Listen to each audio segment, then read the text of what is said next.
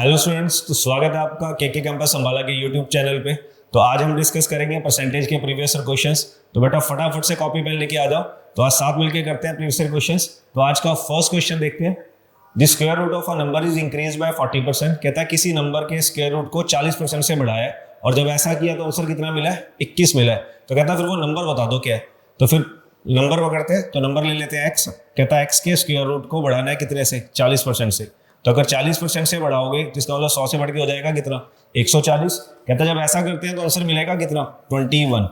तो काटते हैं, फिर 0 से 0 खत्म, 2 5 2 7, तो 7 से कट जाएगा बेटा 21, तो 3 आ जाएगा। तो अंडर रूट एक्स बराबर हो जाएगा कितने के? 15 के। तो इसका मतलब फिर आपका आंसर आ जाएगा बेटा कितना? 225। क्लियर है? तो फर्स्ट क्वेश्चन का आंसर आएगा 225। क्लियर है बेटा? तो नेक्स्ट क्वेश्चन देखते हैं। A triangular cell has base 10 metre and height 8 metre. कहता है किसी ट्रायंगुलर का बेस जो है ना वो 10 मीटर है और उसकी हाइट जो है वो 8 मीटर है। To increase area by 25%। कहता है अगर इसके क्षेत्रफल को 25% तक बढ़ाना है और वो भी बेस को चेंज किए बिना, तो फिर कहता है हाइट को बता दो कितना बढ़ाना पड़ेगा।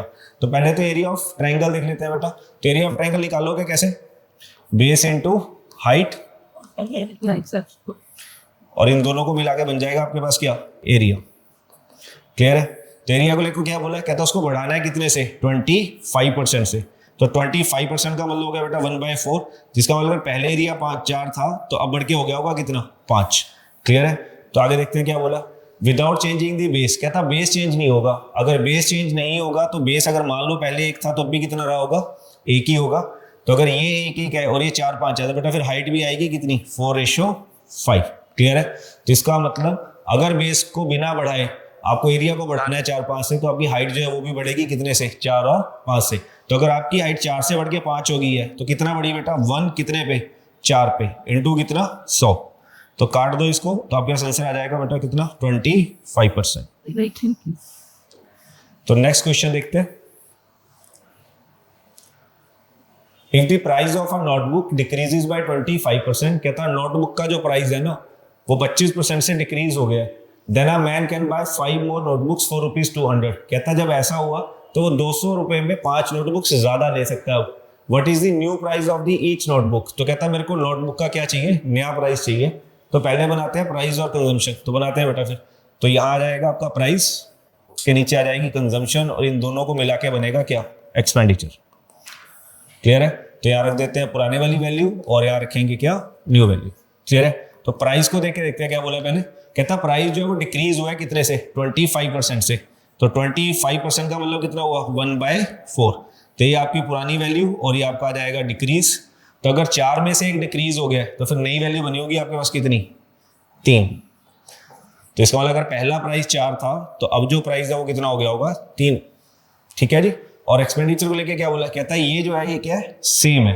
तो बेटा मैंने आपको पहले भी बताया था कि जब भी एक्सपेंडिचर सेम होता है तो आपके प्राइस और कंजम्पशन जो है वो एक दूसरे के इनवर्स होते हैं। इनवर्स में ऑपोजिट होंगे। तो अगर वो 4 3 है तो आ जाएगा कितना? 3 और 4। जिसका मतलब पहले 3 कंज्यूम कर रहा था, कितने कर रहे हैं? 4। चलो तो देखो अगर पहले 3 ले रहा था और अब 4 ले रहा है तो कितने का इंक्रीज हुआ है? 1 यूनिट का। और क्वांटिटी में देखो कितना इंक्रीज दे रहा है। क्वांटिटी ने उसको आपको इंक्रीज दिया कितना? 5।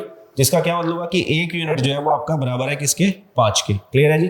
तो टोटल कंजम्पशन आ जाएगी, जिसका मतलब पहले 3 यूनिट की वैल्यू बन जाएगी आपके पास कितनी? 3 × 5 15। तो ये आपकी पुरानी कंजम्पशन। और नई कंजम्पशन के लिए क्या करना पड़ेगा? 4 × 5, ये आपका बन जाएगा नया कंजम्पशन। क्लियर है? तो इसका मतलब ये हुआ कि पहले 200 रुपए में लाता था कितनी? 15 नोटबुक, और अब 200 रुपए में लाता है कितनी? 20 नोटबुक। अगर 200 रुपए में 20 नोटबुक ले रहा है तो एक नोटबुक का प्राइस आ जाएगा आपके पास कितना? 10 रुपए। इसका मतलब एक नोटबुक का प्राइस आएगा बेटा कितना? 10। क्लियर है? तो देखते हैं next question. In a survey conducted at a university, it was found that 55% of the students like mathematics.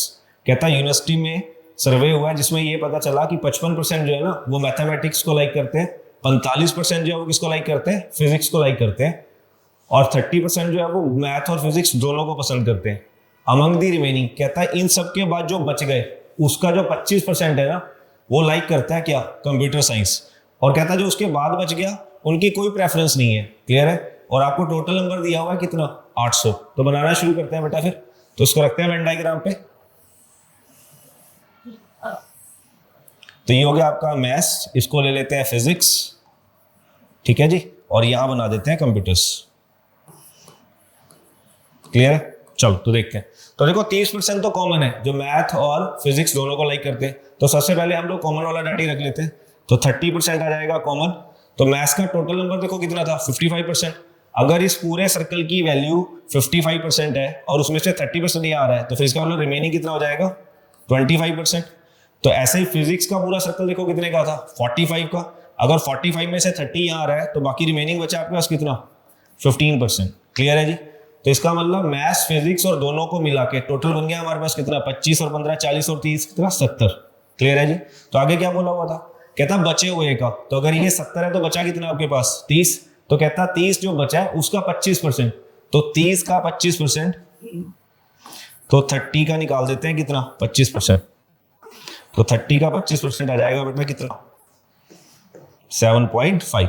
तो 7.5% जो है ना, वो क्या करते हैं, कहता कंप्यूटर को लाइक करते हैं। क्लियर है?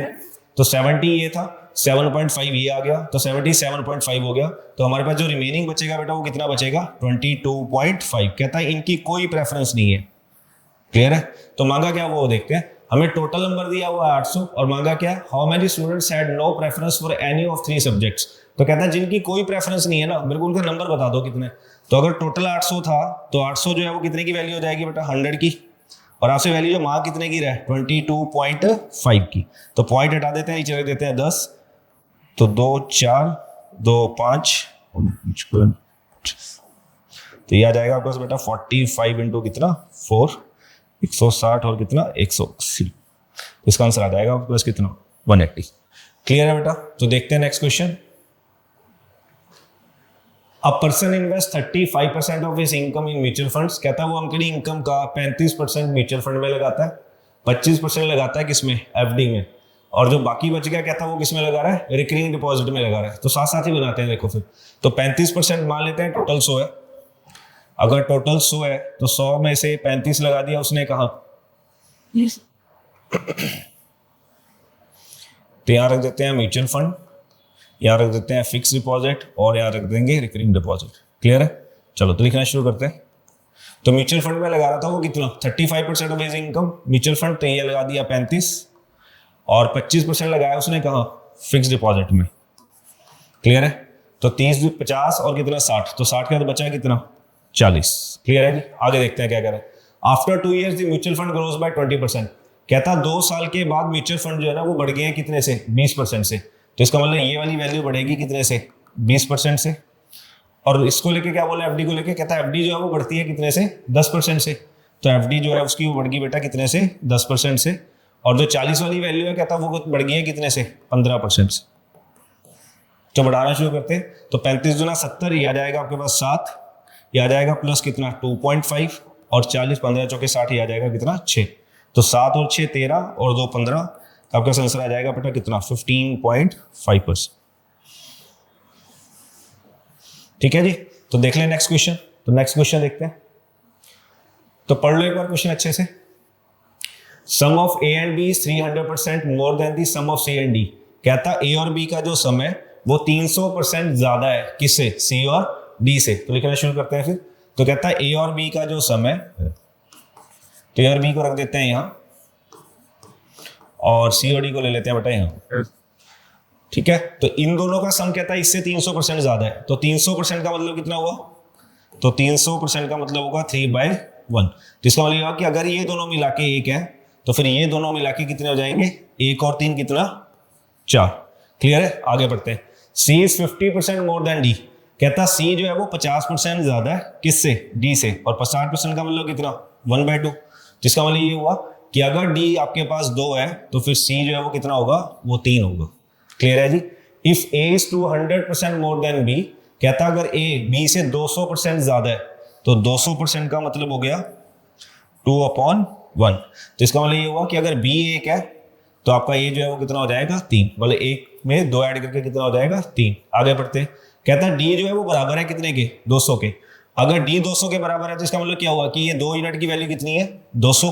क्लियर है? तो अगर 2 यूनिट की वैल्यू 200 है, तो 3 यूनिट की वैल्यू कितनी हो जाएगी, 300। तो इसका मतलब सी और डी का टोटल बन जाएगा हमारे पास कितना, 500। क्लियर है जी? और हमें ये पता है कि ये वाली साइड जो है वो इस वाली साइड से 4 गुना है, तो इस बार अगर ये 4 गुना है तो फिर ये 500 इंटू कितना 4, तो इस तरफ का टोटल आ जाएगा आपके पास कितना 2000। क्लियर है बेटा?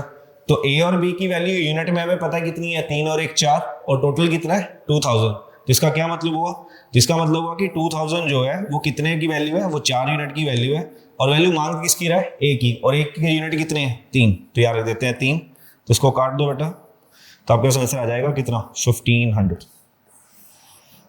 क्लियर है जी? तो नेक्स्ट क्वेश्चन देखते हैं।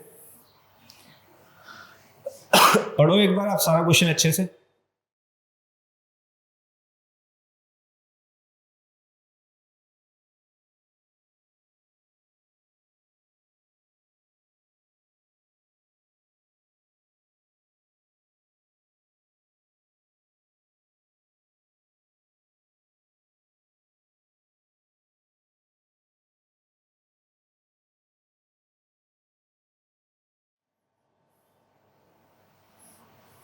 ठीक है जी, देख ले। तो कहता है contractor estimated that the cost of project would be 5 lakh, he plan to spend 60% of the cost of material. कहता है उसने 5 लाख का 60% लगाना डिसाइड किया किस पे, मटेरियल पे, और 25% कॉस्ट आएगी कहता है किस पे, लेबर पे, और जो बाकी बच गया वो सारा लगेगा किस पे, कॉन्टीजेंसीज पे।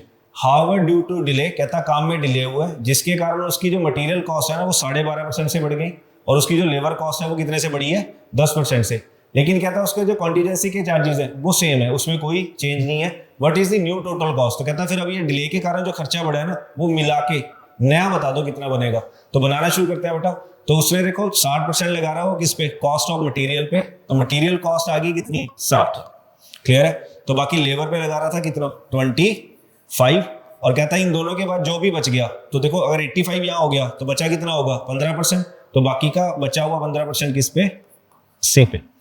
क्लियर है जी? तो बनाना शुरू करते हैं। तो जब डिले हुआ तो बढ़ना शुरू हो गया, 12.5% बढ़ा किस पे, मटेरियल पे, जिसका मतलब इस वाली वैल्यू पे बढ़ाना पड़ेगा कितना 12.5%, और लेबर पे बढ़ा है कितना 10%, और कहता है इस पे कोई चेंज नहीं है, तो ये 0% है, इस पे कोई चेंज नहीं है। तो बढ़ाना शुरू करते हैं बेटा फिर, तो ये आ जाएगा आपके पास कितना 7.5 प्लस कितना 2.5, तो ये तो 0 ही है। ठीक है? तो इसका मतलब उसकी टोटल कॉस्ट बढ़ने वाली है कितने से, 10% से। इसका मतलब उसकी टोटल कॉस्ट बढ़ेगी कितने से, 10% से। टोटल कॉस्ट थी कितनी 5 लाख। क्लियर है जी? तो ये कितने की वैल्यू थी 100 की। तो अगर अब उसकी कॉस्ट एक बढ़ गई है 10 से, तो ये बढ़ के हो जाएगी कितनी 110। तो काट देते हैं, 2 0 से 2 0 खत्म, तो 11 5 55, 1 2 3 4, तो उसकी नई कॉस्ट जो आएगी वो 5,50,000 आएगी फिर। तो आपका आंसर आएगा बेटा 5,50,000। क्लियर है जी? तो नेक्स्ट क्वेश्चन देखते हैं बेटा।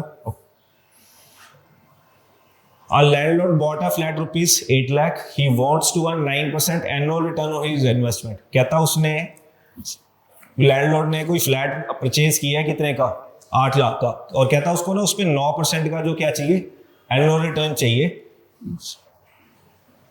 On his investment after paying 2000। कहता 2000 जो है ना वो मेंटेनेंस के देता है, और ये 2000 मेंटेनेंस का देने के बाद उसको 9% बचना चाहिए किस पे, टोटल कॉस्ट पे। What should be the monthly rent he charge. तो कहता है ऐसा करने के लिए ये बता दो कि उसको मंथली रेंट कितना चार्ज करना पड़ेगा। तो बनाना शुरू करते हैं। देखो फ्लैट की टोटल कॉस्ट आपको गिवन है कितनी 8 लाख। ठीक है जी? तो अगर इसका 9% वो लेना चाहता है, तो इसका 9% लेगा तो कितना बन जाएगा 72,000। तो इसका मतलब 72,000 चाहिए उसको कब, एक साल में, ऐसा ही है ना। तो अगर एक साल में 72 चाहिए तो फिर एक महीने में कितना चाहिए होगा 6,000, ऐसा ही है। देखो दोबारा रिपीट कर रहा हूँ, 8 लाख का फ्लैट है जिसपे कहता है उसको 9% जो है क्या चाहिए, रिटर्न चाहिए। अगर 8 लाख के फ्लैट पे उसको 9% की रिटर्न चाहिए तो उसको साल में टोटल चाहिए कितना 72,000। तो 72,000 साल का था तो मंथ का निकाल लिया, तो इसका मतलब एक महीने में उसको कितना बचना चाहिए 6,000। और वो कब बचना चाहिए, कहता कहता 2,000 मेंटेनेंस देने के बाद। तो 2,000 मेंटेनेंस देने के बाद अगर 6,000 चाहिए तो इसमें 2,000 ऐड कर देते हैं बेटा किसके, मेंटेनेंस के, जिसका मतलब उसको रेंट के लिए लेना पड़ेगा फिर कितना 8,000। तो 8,000 आ जाएगा आपका आंसर। क्लियर है? तो नेक्स्ट क्वेश्चन देखते हैं बेटा।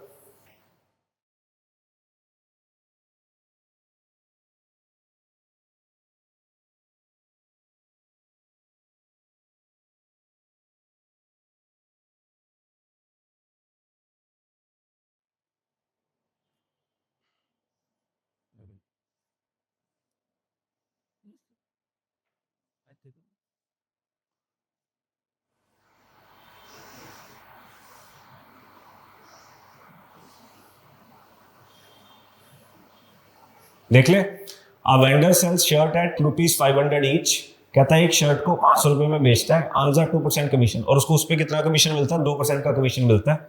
And ties at ₹150 each with 12% commission, और कहता है टाई को उसको जो कमीशन मिलेगा वो कितना मिलेगा? 12%। क्लियर है? If he sell 3 shirts at 4 ties per day, कहता है अगर एक दिन में 4 शर्ट और 4 टाई बेच 3 शर्ट और 4 टाई बेचता है तो what will be his total commission earned in 30 days. तो कहता फिर ये बताओ तो 30 दिन में वो टोटल कमीशन कितना लेगा। तो बनाना शुरू करते हैं बेटा। तो एक शर्ट का प्राइस है आपके पास कितना? 500। क्लियर है? और वो एक दिन में कितनी शर्ट सेल कर रहा है? 3। तो इसका मतलब उसको शर्ट पे मिलने वाला है कितना टोटल? फिर तो 500 इंटू कितना? 3, 1500। तो 1500 की शर्ट सेल करेगा, और जब 1500 की शर्ट सेल करेगा तो उसको कमीशन कितना मिलेगा? 2%। तो 1500 का 2% निकाल देते हैं, तो ये आपके पास आ जाएगा कितना? 30। तो इसका मतलब उसको एक दिन में शर्ट पे टोटल कमीशन आ रहा है कितना? 30 रुपए का। ठीक है, आगे देखते हैं। 4 टाई सेल करता है और एक टाई कितने की है? 150 की। तो 150 की एक टाई है कहता, और एक दिन में 4 सेल कर रहा है, तो 15 चौके 60 कितना? 600। और इस पे उसको मिल रहा है कितना? 12% कमीशन। तो 12% निकाल देते हैं, इसका कितना? 72। क्लियर है जी? तो उसको एक दिन में 3 शर्ट बेच के 30 रुपए मिल रहे हैं, 4 टाई बेच के कितने मिलते हैं? 72। जिसका मतलब उसको एक दिन में टोटल मिल रहा है फिर कितना? 102। क्लियर है? लेकिन उसने एक दिन की तो मांगी नहीं ना, मांगा कब है? कहता 30 दिन में बता दो उसको टोटल कमीशन कितना मिलेगा। अगर उसका एक दिन का कमीशन, तो यहां लिख देते हैं, अगर उसका 1 डे कमीशन जो है वो 102 है, तो 30 दिन का कमीशन आ जाएगा, तो 30 डेज का कमीशन हो जाएगा बेटा 102 इंटू कितना? 30। तो हो जाएगा 0603, तो 3060 जो है उसका टोटल मंथ का कमीशन हो जाएगा। क्लियर है बेटा? तो देखते हैं next question. In a competitive exam with 120 questions, there are 3 sections. General knowledge 20 questions. कहता 120 क्वेश्चंस का कॉम्पिटेटिव एग्जाम है जिसमें 3 सेक्शंस है। पहला सेक्शन है आपके पास जीके का जिसमें 20 क्वेश्चंस है। सेकंड सेक्शन है आपके पास रीजनिंग का, कहता है जिसमें कितने हैं? 50 क्वेश्चंस है। और थर्ड सेक्शन हमारे पास इंग्लिश का है जिसमें टोटल क्वेश्चंस कितने हैं? 50। आगे देखते हैं क्या कह रहा है। A candidate answer 70% of general knowledge, कहता है जीके के 70% क्वेश्चन जो है ना वो ठीक आंसर करता है, और रीजनिंग के वो 50% क्वेश्चन जो है वो ठीक आंसर करता है, और 30% वो इंग्लिश के करेक्ट आंसर करता है। क्लियर है जी? आगे क्या कह रहा है। If the minimum passing score is 60%, कहता है अगर मिनिमम पासिंग स्कोर 60% है तो how many more questions did the candidate need to answer correctly to pass. तो बनाओ बेटा फटाफट से। तो आपको ये बताना है कि अगर टोटल पासिंग स्कोर 60% है तो इसके बाद उसको और कितना चाहिए होगा अभी पासिंग के लिए। तो बनाओ फटाफट, देखो बन जाएगा। तो फटाफट से बनाते हैं। तो लो थोड़ा सा टाइम आपको दे रहा हूं, तो बनाओ फटाफट से, देखो बनेगा।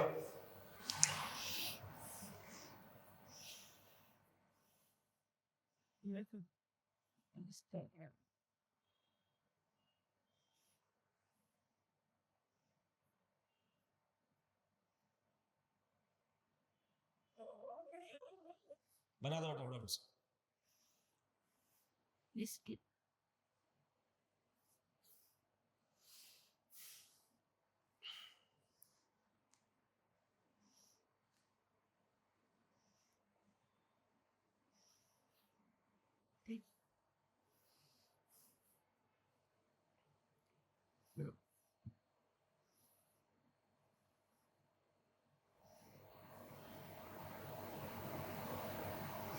ठीक है जी, देख ले। चलो देखते हैं। तो देखो आपके पास टोटल क्वेश्चन है कितने? 120, और कहता है टोटल में से 60% चाहिए उसको पासिंग के लिए। तो अगर 120 क्वेश्चन आपके पास टोटल है और आपको उसमें से पास होने के लिए 60% चाहिए, तो इसका मतलब उसको टोटल चाहिए कितना? 72। क्लियर है? उसको पास होने के लिए टोटल मार्क्स कितने चाहिए? 72 चाहिए। अब उसने लिए कितने हैं वो चेक करते हैं। कहता है जनरल नॉलेज के 20 क्वेश्चन है। आगे देखते हैं क्या करें। A candidate answer 70% of general knowledge, तो 20 का 70% उसने बिल्कुल ठीक आंसर किया है। तो 20 क्वेश्चन का अगर 70% निकालेंगे तो आपको मिलेगा कितना? 14। तो नेक्स्ट देखते हैं। कहता रीजनिंग के 50% ठीक आंसर करता है, और रीजनिंग के टोटल क्वेश्चंस कितने हैं? 50। तो 50 का 50% मतलब 25। ठीक है, चलो आगे देखते हैं। और कहता है इंग्लिश का आंसर करता है कितना? 30% ऑफ इंग्लिश आंसर करेक्टली, तो 30% इंग्लिश के। तो इंग्लिश के टोटल क्वेश्चन कितने थे? इंग्लिश के टोटल क्वेश्चन कितने हैं हमारे पास? 50। तो 50 का 30% कितना? 15।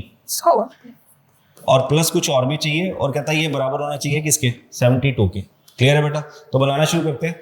25 और 15 ये हो जाएगा 40, और ये हो गया कितना 54। तो x बराबर हो जाएगा 72 माइनस कितना 54, तो 12 और 6 18। तो इसका मतलब 18 नंबर उसको और चाहिए पास होने के लिए। तो आंसर आ जाएगा बेटा प्लस कितना 18।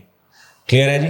तो नेक्स्ट क्वेश्चन देखते हैं बच्चे, पढ़ो बेटा question.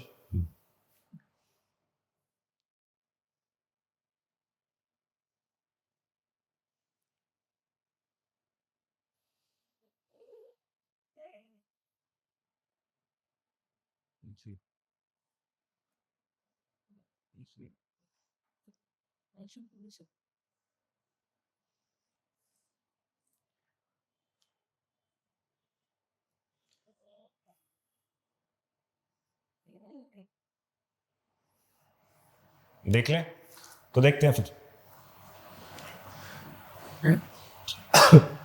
A salary is 40% more than B. कहता है ए की जो सैलरी है वो 40% ज्यादा है किससे, बी से। तो फिर लिखना शुरू करते हैं। कहता है ए की जो सैलरी है वो बी से 40% ज्यादा है। तो अगर ये 100 है तो ये हो जाएगा आपके पास कितना 140। क्लियर है? चलो आगे देखते हैं। If B salary increases by 20%, कहता है बी की सैलरी बढ़ गई है कितने से, 20% से। तो अगर बी की सैलरी ऑलरेडी 100 है और 20% बढ़ गई है, तो बेटा बढ़ के हो जाएगी कितनी 120। तो इसका मतलब बी की नई सैलरी आ गई आपके पास कितनी 120। क्लियर है जी? नेक्स्ट देखते हैं। And A increases by x%, और कहता है ए की जो है वो x% से इंक्रीज हुई है। Then A's new salary becomes 25% more than B salary. कहता है इसका 25% हो गई है अब ये, तो इसका 25%, 120 का 25% निकाल देते हैं बेटा। तो इसका 25% आएगा आपके पास कितना 30। तो इसका मतलब 30 से बढ़ जाएगी। तो 30 से बढ़ जाएगी मतलब ये कितनी हो जाएगी, ये आपके पास 150 हो जाएगी। क्लियर है? इसका मतलब बी की जो सैलरी है वो अब कितनी है 120, और ए की सैलरी कितनी है अब 150। ठीक है, मांगा क्या वो देखते हैं। अब ये बड़ी कितने से थी ये नहीं पता। देखो ये x% था हमारे पास, ये नहीं पता, और यही आपसे पूछे कि x% की वैल्यू बता दो कितनी है। चलो देखते हैं फिर। अगर ए की सैलरी पहले 140 थी और आज बढ़ के 150 हो गई है, तो कितने से बढ़ गई है, तो 140 से 150 हुई है तो कितनी बढ़ी 10, और बढ़ी कितने पे 140 पे। तो 10 अपॉन कितना 140 इंटू कितना 100। तो काट देते हैं, 0 से 0 खत्म। तो 1/14 इंटू 100 ये हो जाएगा बेटा 1/7%। क्लियर है? तो आंसर देखो हमारे पास फ्रैक्शन में नहीं है, पॉइंट्स में है। तो फिर 7/7 का मतलब होता है कितना 7.14%। तो आंसर आ जाएगा 7.14%। तो इसका आंसर आएगा बेटा 7.14। क्लियर है जी? तो नेक्स्ट क्वेश्चन देखते हैं। The price of product is decreased by x% and then increased by x%. The final price becomes 10% less than the original. What is the value of x? बनाओ बेटा फटाफट से।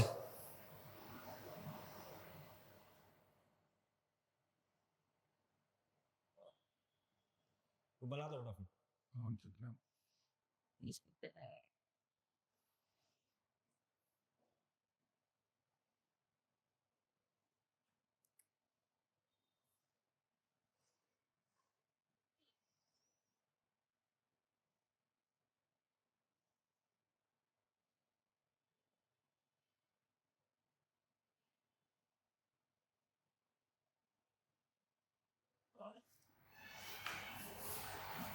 ठीक है जी, देख लिया। चलो बनाते हैं फिर।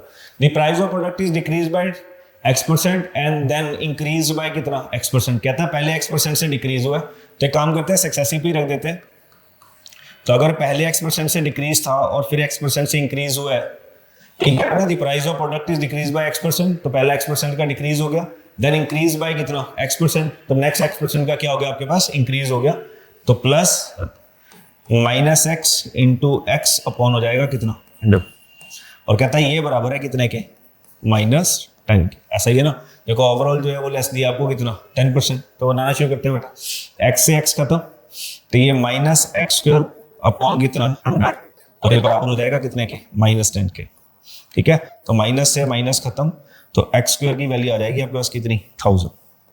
तो फिर x की जो वैल्यू है वो आएगी √1000।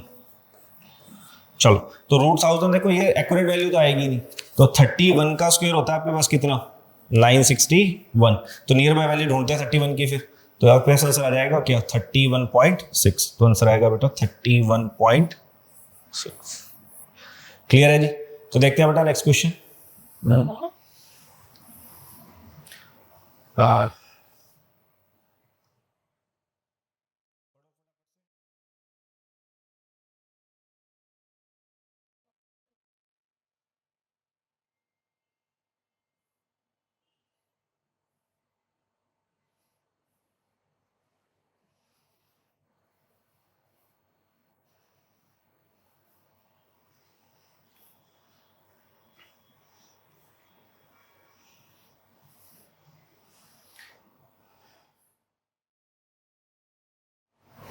चलो देखते हैं।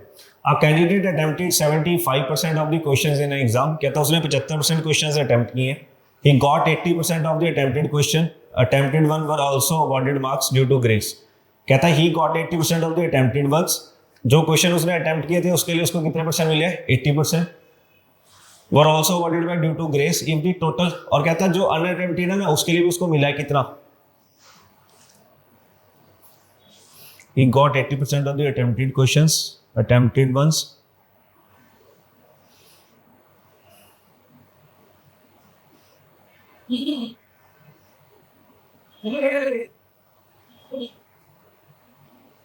चलो, और कहता है जो उसने नहीं अटेम्प्ट किया है ना उसके लिए उसको क्या मिला है? ग्रेस मार्क्स मिले हैं।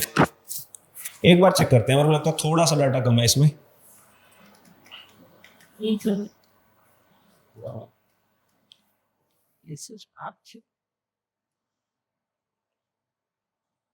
attempted ones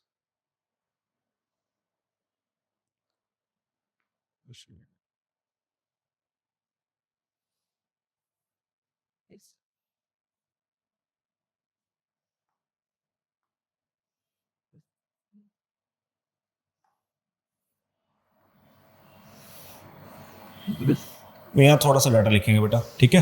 तो यहाँ लिख लो थोड़ा सा। And 10% of the unattempted and 10% of the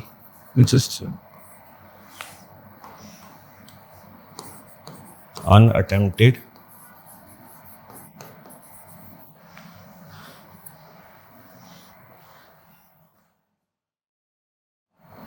बस, ठीक है। Attempted were also awarded marks due to grace, ठीक है? तो कहता है जो उसने अटेम्प्ट नहीं किए ना उसके लिए उसको ग्रेस मार्क्स मिलेंगे कितने? 10%। तो बनाना शुरू करते हैं। देखो टोटल क्वेश्चन जो आपके पास कितने हैं? 200। तो रखना शुरू करते हैं फिर। तो टोटल है आपके पास कितना? 200। तो टोटल उसके पास 200 है। तो 200 में से कहता है उसने अटेम्प्ट किया कितना? 75%। तो 75% आ जाएगा कितना? 150। तो अगर 150 अटेम्प्ट कर रहा है तो इसका मतलब 50 जो है वो क्या हो जाएंगे? अनअटेम्प्टेड हो जाएंगे। क्लियर है? तो ये हो गया उसके पास अटेम्प्टेड और ये हो गया उसके पास क्या? अनअटेम्प्टेड। ठीक है जी। तो बनाते हैं। कहता जो अटेम्प्ट किए थे उसका 80% उसका ठीक है। तो अगर 150 का 80% निकालोगे बेटा तो आ जाएगा कितना? 120। क्लियर है? और कहता है जो अटेम्प्ट ठीक किए ना उसके लिए उसको 10% ग्रेस मार्क मिले हैं। तो अगर इसके लिए 10% ग्रेस मिले तो इस वाले यहाँ से भी उसको मिलेंगे कितने? 5 नंबर। तो इस वाले टोटल नंबर लिए होंगे उसने कितने फिर? 125। आपका आंसर आएगा बेटा 125। क्लियर है जी। तो नेक्स्ट क्वेश्चन देखते हैं।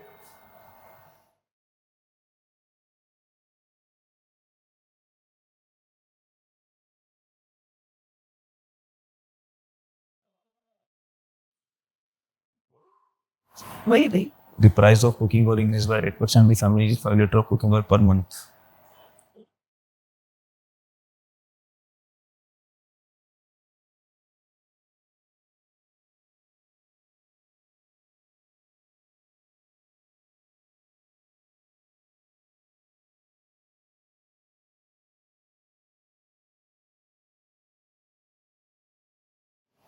ठीक है जी, देख ले।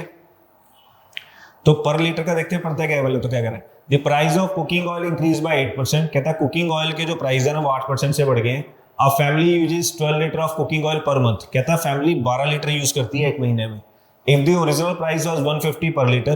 कहता है अगर ओरिजिनल प्राइस है वो 150 है, what is the additional annual expenditure to nearest rupees for the family due to the price hike. तो प्राइस बढ़ने के कारण बताना है कि उसको कितना देना पड़ेगा। चलो देखते हैं।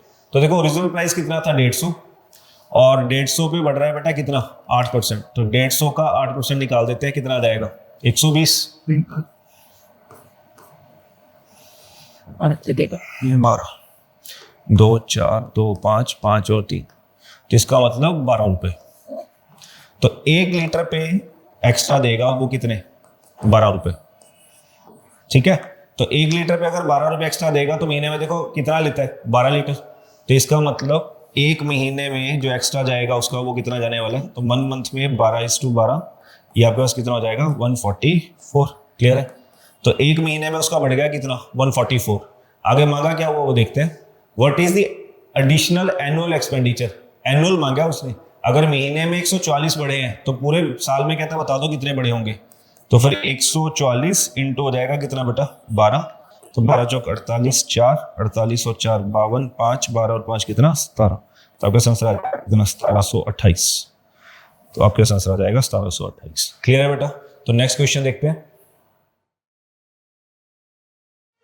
If 7% of a number is 21, then what will be the value of that number when 25% of itself is subtracted? तो बना के दो फटाफट, बड़ा सिंपल सा क्वेश्चन है, तो बनाओ फटाफट से, क्या आंसर आएगा।